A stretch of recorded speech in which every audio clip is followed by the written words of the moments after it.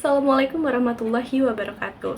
Halo semuanya, perkenalkan, saya Visi Fitri Aulia dari Program Studi Pendidikan Matematika Universitas Singapura Bangsa Karawang.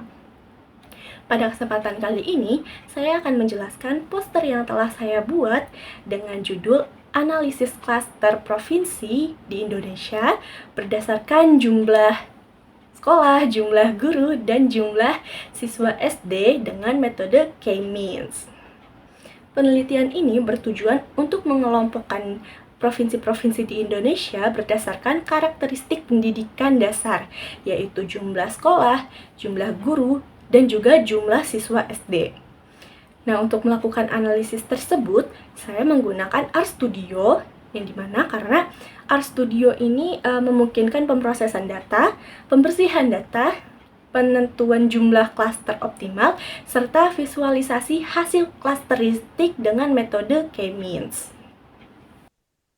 Ini merupakan hasil poster yang telah saya buat, yang dimana untuk alasan saya memilih metode K-means ini, karena mudah dalam mengelompokkan data berdasarkan kemiripan angka.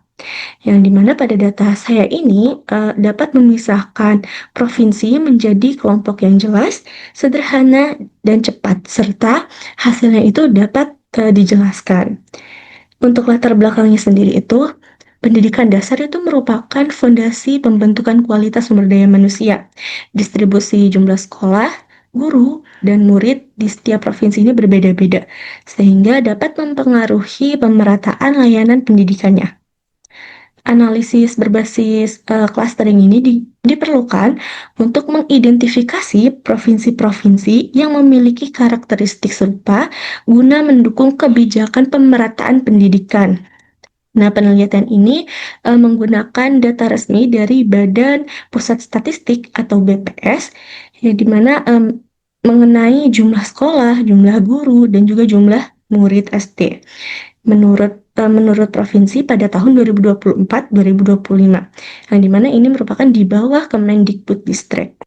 Nah, metode K-means clustering ini diterapkan untuk menentukan pola kelompok berdasarkan kesamaan karakteristik numerik antar provinsi. Adapun untuk tujuan penelitian ini, yaitu untuk mengelompokkan provinsi di Indonesia berdasarkan jumlah sekolah, jumlah guru, jumlah siswa SD-nya, sehingga pola distribusi fasilitas pendidikan dasar itu dapat teridentifikasi dengan lebih jelas. Selain itu juga, penelitian ini itu untuk menyajikan visualisasi klaster yang memudahkan interpretasi tingkat ketersediaan layanan pendidikan di setiap provinsi. Penelitian ini dilakukan dengan metode pendekatan penelitiannya yaitu kuantitatif eksploratif, karena penelitian ini itu bertujuan menemukan kelompok tanpa variabel dependennya. Metodenya sendiri itu unsupervised learning dengan K-means clustering, yang dimana untuk mengelompokkan provinsi berdasarkan kemiripan karakteristik numerik, mengidentifikasi klaster secara otomatis berdasarkan jarak datanya. Untuk desain penelitiannya, data numerik yaitu jumlah sekolah, jumlah guru, dan juga jumlah murid itu dibersihkan dari missing values dan divisualisasikan. Jumlah cluster ditentukan dengan elbow method, lalu K-means itu K sama dengan 3, kemudian dijalankan dan hasilnya dianalisis serta divisualisasikan.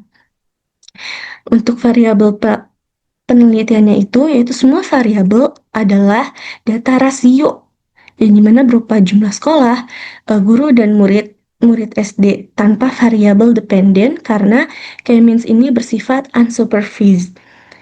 Nah, untuk teknik pengumpulan datanya, ini saya mengambil data yang bersumber dari Badan Pusat Statistik atau BPS.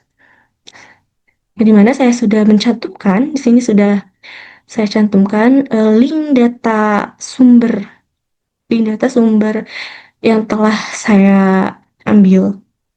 Kemudian untuk rumus K-means-nya ini, yaitu untuk rumus K-means-nya sendiri yaitu D Euclidean XY sama dengan akar sigma XI dikurangi YI kuadrat. Selanjutnya untuk hasil penelitian, di sini terdapat output, ini terdapat plot berdasarkan plot elbow method, yang dimana di sini terlihat bahwa penurunan weighting sum of square atau WSS itu sangat besar pada K sama dengan 1 sampai K sama dengan 3 dan menunjukkan mulai melandai setelah K sama dengan 3. Nah, hal ini menunjukkan bahwa K sama dengan 3 itu merupakan jumlah klaster yang paling optimal karena penambahan klaster setelah K sama dengan 3 ini tidak memberikan penurunan, tidak memberikan pengurangan WSS yang signifikan. Nah, selanjutnya ini ada K-means clustering dengan 3 karakter untuk ukuran 35, 1, 3 yang dimana 35, 1, dan 3 ini pada klaster 1 itu terdapat 35 provinsi. Pada klaster 2 terdapat 1 provinsi, dan pada klaster 3 itu terdapat 3 provinsi. Nah, di sini ada cluster means.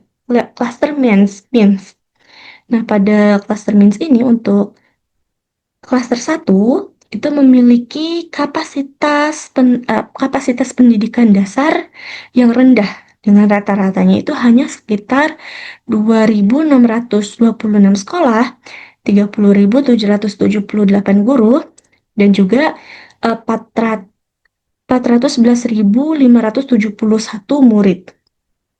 Nah, kita lihat untuk klaster 2-nya. Nah, pada klaster 2 ini itu memiliki kapasitas pendidikan dasar yang sangat besar dengan sekitar 149.000 sekolah, 1,6 juta guru, dan hampir 24 juta murid. Dan yang terakhir ini ada klaster 3. Nah, pada klaster 3 ini memiliki kapasitas pendidikan menengah, itu sekitar 19.000 sekolah, 187.000 guru, dan juga 3,2 juta murid. Nah, di sini hasil penelitian ini terdapat outputnya. Output lainnya yaitu ada within cluster sum of square by cluster, yang dimana model clustering ini itu memisahkan 98,8% variasi data. Clusteringnya itu tampak bagus ya, karena pemisahan antar cluster ini tinggi tetapi tidak representatif. Karena ada satu cluster yang terlalu kecil atau terlalu sempurna, yaitu WSS-nya sama dengan 0. Selanjutnya, sini ada cluster plotnya, dan di mana pada cluster 1, yaitu yang warna merah, itu provinsi dengan jumlah sekolah, guru, dan muridnya itu standar atau menengah, yang dimana ini merupakan kelompok terbesarnya.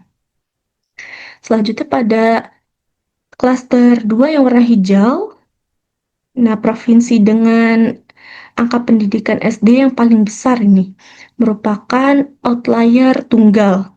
Pada klaster 2 ini dia merupakan outlier tunggal. Nah, yang terakhir ini ada klaster 3 yang berwarna biru. Nah, ini provinsi dengan angka pendidikan menengah atau tinggi tetapi tidak ekstrim. Yang mana ini merupakan jumlah kecil ya. Nah, selanjutnya saya sudah menampilkan poster yang telah saya buat. Selanjutnya saya akan menjelaskan proses yang saya lakukan di R untuk mendapatkan visualisasi yang terdapat pada poster ini. Nah, pada proses di data R ini atau R Studio ini, pertama itu kita harus mengimport datasetnya terlebih dahulu. Pertama mengimport dataset menggunakan perintah read CSV. Nah, Kita running. Nah, di sini terlihat bahwa terdapat 10 variabel dan juga terdapat 39 objek, atau yang 39 ini merupakan provinsi yang ada di Indonesia. Nah, selanjutnya, di sini kita gunakan hanya kolom numerik seperti sekolah, guru, dan murid. Nah, di sini saya mau menghilangkan atau membersihkan data agar tidak ada data yang kosong, karena data kosong itu dapat menyebabkan perhitungan clusteringnya menjadi tidak valid. Kita running terlebih dahulu. Baik, di sini terdapat 10 data yang dari dataset tadi, yang dari sini. Saya mengambil contohnya itu 10. Di sini terlihat ada 10 data yang tampil dengan 2 variabel. Nah, selanjutnya untuk K-means clustering, kita menggunakan 3 library, yaitu ada cluster, factor extra, dan juga ggplot 2. Tools ini harus terdownload terlebih dahulu ya.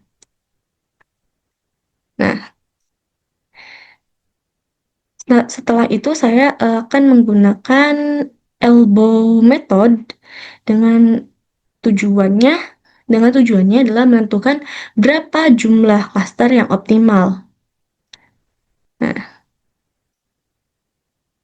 kita running. Nah, di sini terlihat dari grafik ini itu terlihat beberapa titik tekukan, dan dalam penelitian ini saya menggunakan K sama dengan 3. Di sini saya menggunakan K sama dengan 3, yang dimana karena nilai ini mampu memisahkan provinsi menjadi 3 kelompok yang paling stabil. Ini kita lihat terlebih dahulu.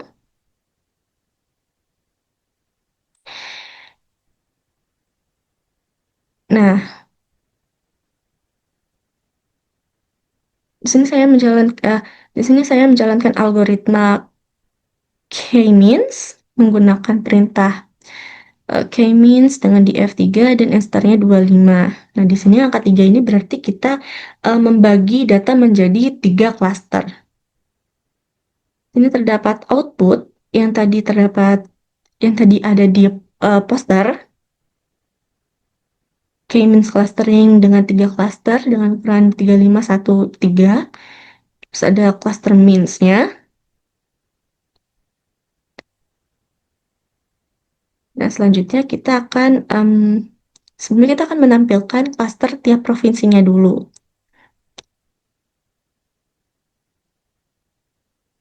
Ini kita akan lihat.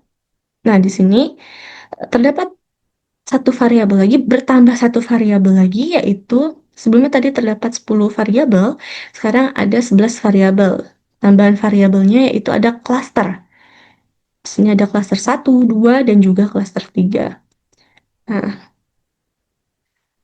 setelah modelnya terbentuk, saya ingin menggabungkan hasil cluster ke data provinsi agar bisa dilihat tiap provinsi masuk ke cluster yang mana. Di sini kita akan visualisasikan cluster dalam bentuk grafiknya. Nah, ini merupakan grafik cluster plot ya.